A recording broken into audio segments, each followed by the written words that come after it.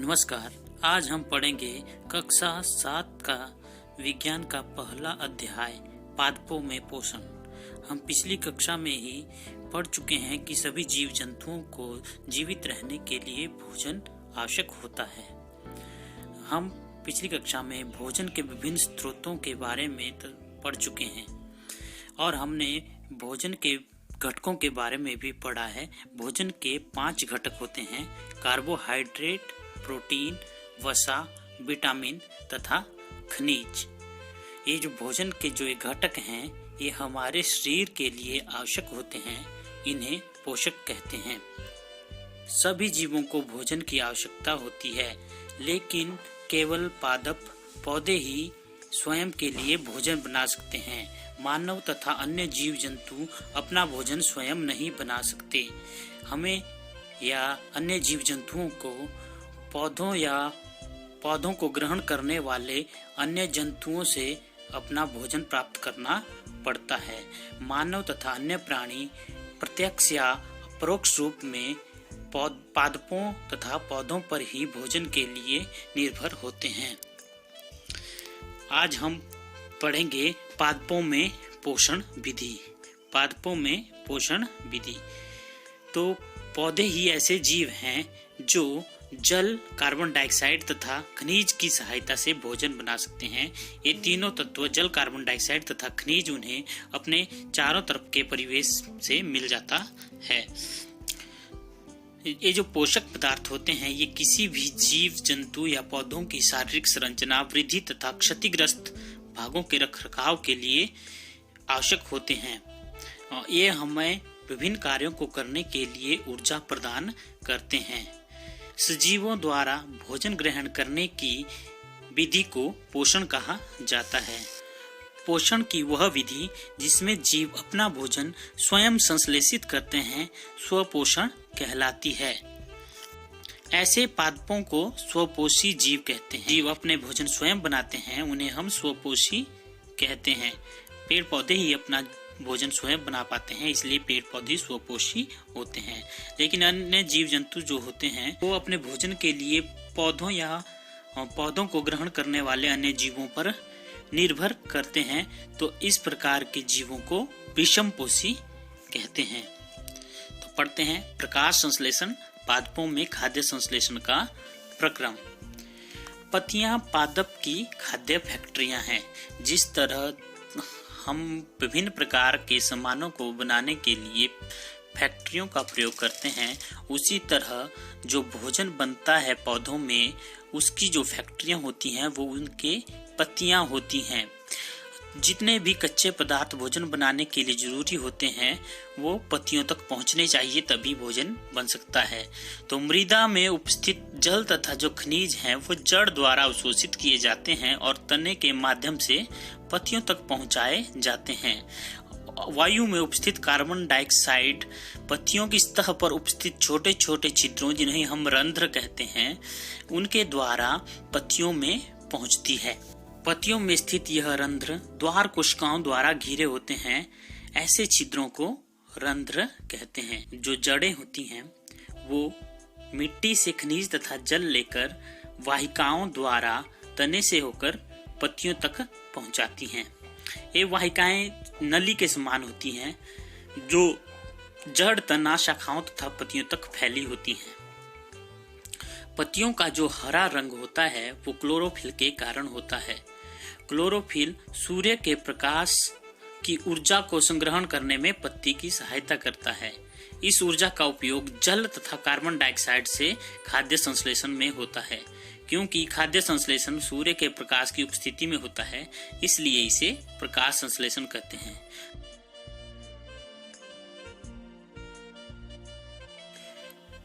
सूर्य का प्रकाश संश्लेषण के लिए अति आवश्यक होता है, क्योंकि इसी की उपस्थिति में पत्तियां भोजन बनाती हैं। इसलिए सभी जीवों के लिए सूर्य ऊर्जा का चरम स्रोत है। यदि प्रकाश संश्लेषण नहीं होगा तो पौधे अपना भोजन नहीं बना पाएंगे।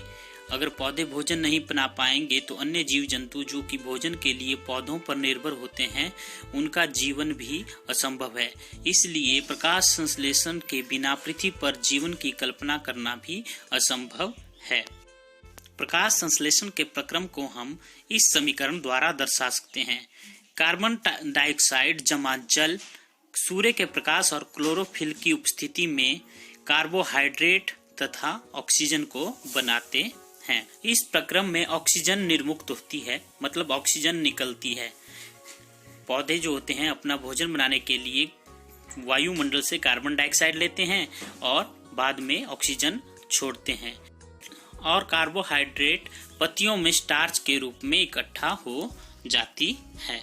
पत्ती में स्टार्च की जो उपस्थिति होती है वो प्रकाश संश्लेषण प्रक्रम का संपन्न होना दर्शाती है। स्टार्च भी एक प्रकार का कार्बोहाइड्रेट है। जो पादप होते हैं वो जड़ों द्वारा मिट्टी से जल और खनिज लेते हैं और वाहिकाओं द्वारा वो पत्ती तक पहुंचाए जाते हैं। पत्तियों में उपस्थित रंध्र सूर्य के प्रकाश और कार्बन डाइऑक्साइड को ग्रहण करते हैं और प्रकाश संश्लेषण की प्रक्रिया द्वारा कार्बोहाइड्रेट का निर्माण करते हैं और ऑक्सीजन को निर्मुक्त करते हैं। यही पूरी प्रक्रिया प्रकाश संश्लेषण कहलाती है। कुछ पादपों में पत्तियों के स्थान पर तने तथा अन्य भाग प्रकाश संश्लेषण का कार्य करते हैं, जैसे कि मरुस्थल में पाए जाने वाले पौधे कैक्टस इत्यादि की पत्तियां कांटे के रूप में होती हैं और इनके तने हरे होते हैं, जो कि प्रकाश संश्लेषण का कार्य करते हैं। आपने पानी में एक हरे रंग के शैवालों को देखा होगा। उनका हरा रंग भी क्लोरोफिल के कारण होता है और शैवाल भी अपना भोजन प्रकाश संश्लेषण द्वारा स्वयं बनाते हैं।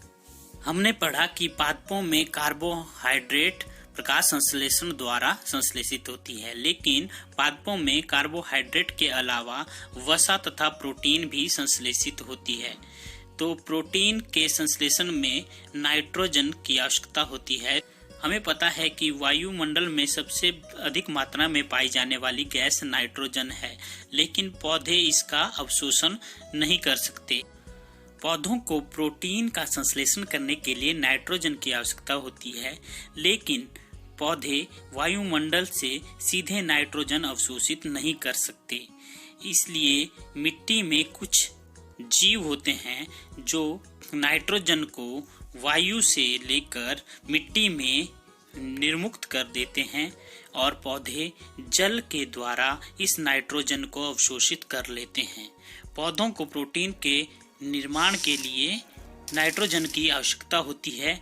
इसलिए आपने देखा होगा कि किसान खाद यूरिया के रूप में नाइट्रोजन को खेतों में डालते हैं ताकि पौधों में नाइट्रोजन की मांग की आपूर्ति हो सके।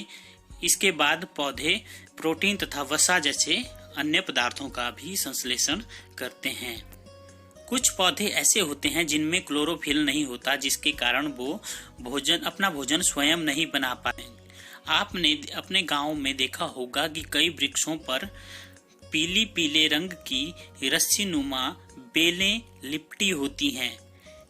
ये अपना भोजन उसी पेड़ से प्राप्त करती हैं जिस पर ये लिपटी होती हैं। इस तरह के पादपों को परपोषी कहा जाता है, क्योंकि यह अपने भोजन के लिए दूसरे पादपों पर निर्भर होती है। अमर बेल ऐसे ही पादपों का एक उदाहरण है, अतः ये परजीवी कहलाते हैं। कुछ पादप मृत जीवी, जैसा कि नाम से ही पता चल रहा है, ऐसे जीव जो मृत पदार्थों पर निर्भर करते हैं उन्हें मृत जीवी कहा जाता है। आपने मशरूम की सब्जी जरूर खाई होगी तथा आपने बरसात के मौसम में लकड़ी के गट्ठों पर छाते जैसी सफेद रंग की उगी हुई संरचना भी देखी होगी, या कोई बासी ब्रेड या रोटी पर आपने नीले या हरे रंग के धब्बे देखे होंगे, जिन्हें ध्यान से देखने पर उनकी संरचना रोएदार दिखती है। मशरूम, छत्रक तथा ब्रेड पर दिखने वाले ये धब्बे कवक या फंजाई कहलाते हैं। इनकी भोजन या पोषण प्रणाली अन्य प्रणालियों से भिन्न होती है, क्योंकि ये सड़े गले तथा मृत पदार्थों या जीवों से अपना भोजन ग्रहण करते हैं। सड़ने गलने वाली वस्तुओं पर बैठकर ये उन पर पाचक रसों का स्त्राव करते हैं तथा एक विलयन के रूप में उनको भोजन के रूप में ग्रहण कर लेते हैं। इस प्रकार की भोजन प्रणाली, जिसमें कोई जीव दूसरे मृत या विघटित पदार्थों पर निर्भर होता है मृत जीवी पोषण कहलाती है और इस प्रणाली का उपयोग करने वाले जीव मृत जीवी कहलाते हैं।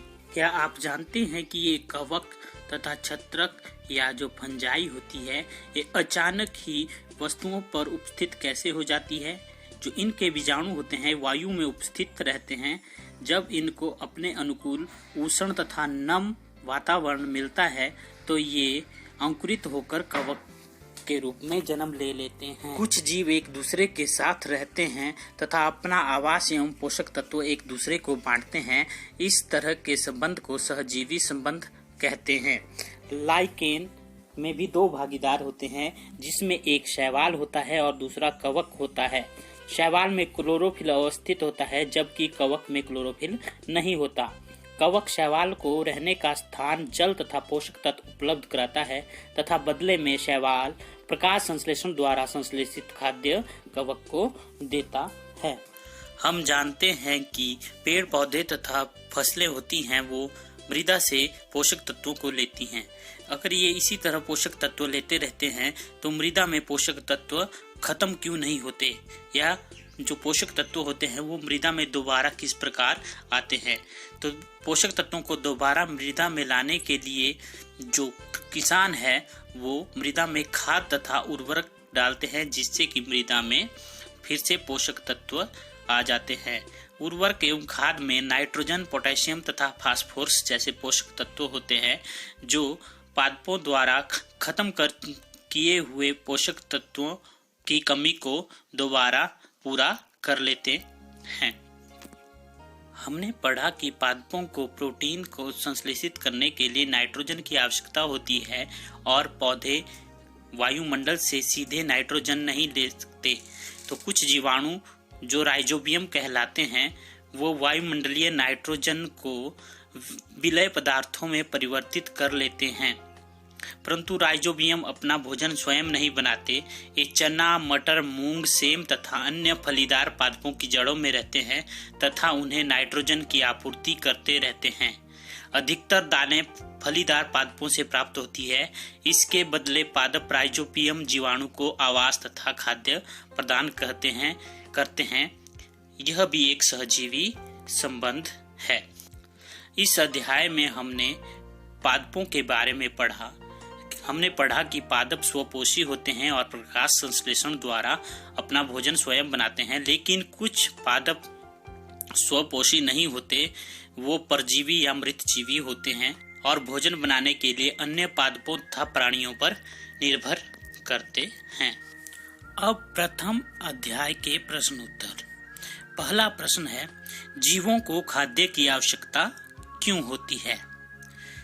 उत्तर, सभी जीवों को अपने शरीर के विकास और रखरखाव के लिए ऊर्जा की आवश्यकता होती है। ये ऊर्जा हमें भोजन से प्राप्त होती है।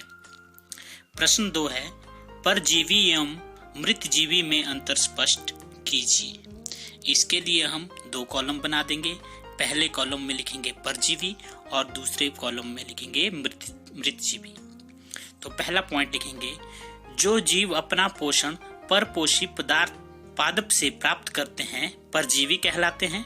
और मृतजीवी के वाले कॉलम में लिखेंगे, जो जीव अपना पोषण मृत एवं अपघटित जैव पदार्थों से प्राप्त करते हैं मृतजीवी कहलाते हैं।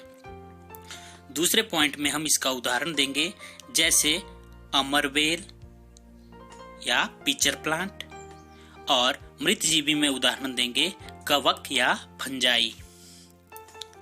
इसके बाद प्रश्न 3। प्रश्न 3 है, आप पत्ती में मंड, जिसे हम स्टार्च भी कहते हैं, की उपस्थिति का परीक्षण कैसे करेंगे?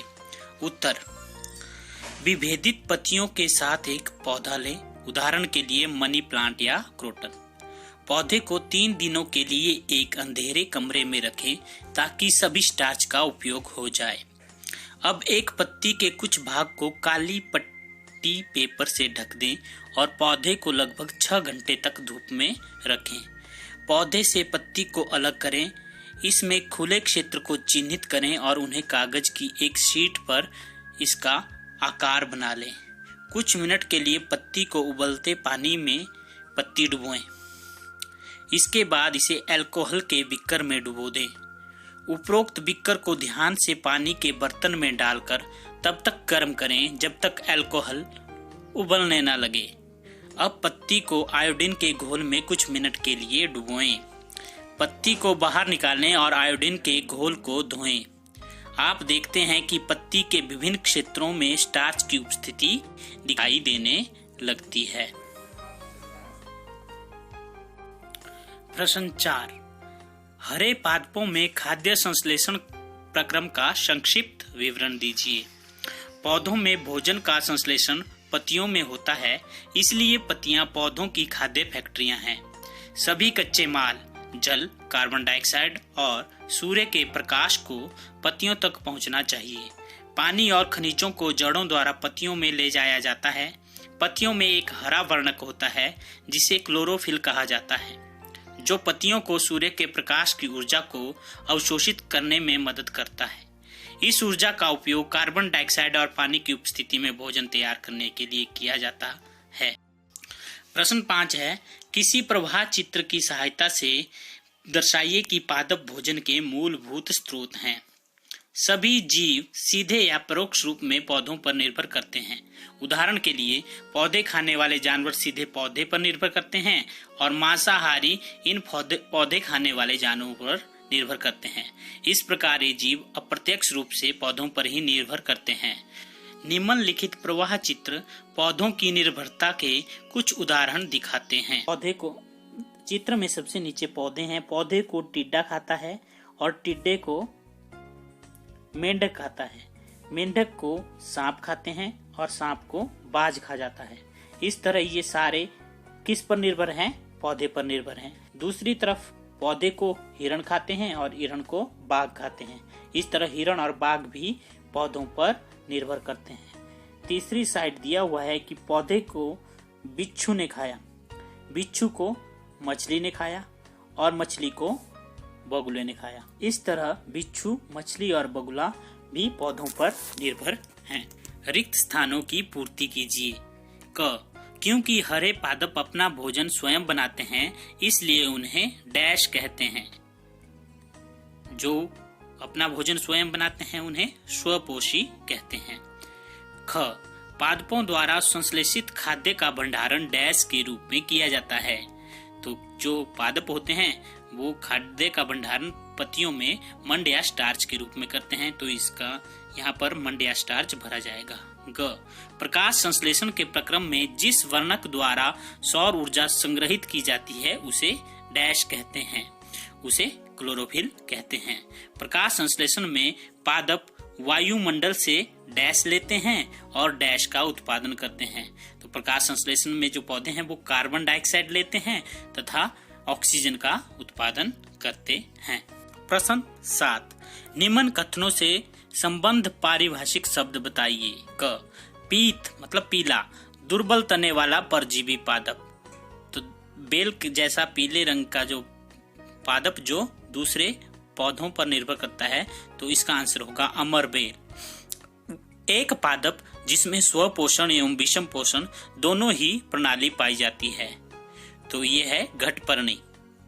घटपर्णी हरे रंग का पदार्थ होता है जो दूसरे कीट पतंगों को खाकर भी अपना पोषण करता है तथा यह प्रकाश संश्लेषण द्वारा स्वपोषण भी करता है। ग, वे रंध्र जिनके द्वारा पत्तियों में गैसों का आदान प्रदान होता है, तो उनको कहते हैं हम रंध्र। प्रश्न 8 है, आप सही उत्तर पर राइट का चिन्ह लगाएं।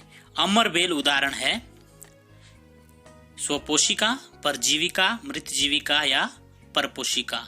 तो अमर बेल परजीविका उदाहरण है, तो इसका सही आंसर होगा दूसरा। ख, कीटों को पकड़कर अपना आहार बनाने वाले पादप का नाम है घटपर्णी, जिसे हम पिक्चर प्लांट के नाम से भी जानते हैं। प्रश्न 9, मिलान कीजिए। 2 कॉलम दिए हुए हैं, कॉलम ए, कॉलम बी। क है क्लोरोफिल जिसका मिलान होगा पत्ती से। ख है नाइट्रोजन जिसका मिलान होगा जीवाणु से। ग है अमर बेल जिसका मिलान होगा परजीवी से। घ है जंतु जिसका मिलान होगा परपोषित से। और च है कीटभक्षी, जिसका मिलान होगा घटपर्णी से। प्रश्न 10 है, निम्न कथनों में से सत्य एवं असत्य कथनों का चयन कीजिए। तो पहला है, प्रकाश संश्लेषण में कार्बन डाइऑक्साइड मुक्त होती है, प्रकाश संश्लेषण में ऑक्सीजन निर्मुक्त होती है, इसलिए यह असत्य है। ऐसे पादप जो अपना भोजन स्वयं संश्लेषित करते हैं मृत जीवी कहलाते हैं, बिल्कुल यह असत्य है, क्योंकि उन्हें स्वपोषी कहा जाता है। प्रकाश संश्लेषण का उत्पादन प्रोटीन नहीं है, यह सत्य है, क्योंकि प्रकाश संश्लेषण कार्बोहाइड्रेट का उत्पादन करता है। प्रकाश संश्लेषण में सौर ऊर्जा का रासायनिक ऊर्जा में रूपांतरण होता है, यह सत्य है। प्रश्न 11 है, सही विकल्प चुनिए। पादप के किस भाग द्वारा प्रकाश संश्लेषण हेतु वायु से कार्बन डाइऑक्साइड ली जाती है? तो इसका उत्तर है रंध्र। 12, सही विकल्प चुनिए। वायुमंडल से मुख्यतः जिस भाग द्वारा पादप कार्बन डाइऑक्साइड प्राप्त करते हैं वह है, तो 4 ऑप्शन दी हुई हैं, सही उत्तर है पत्तियां। इसी के साथ कक्षा 7 का विज्ञान का प्रथम अध्याय समाप्त होता है। धन्यवाद।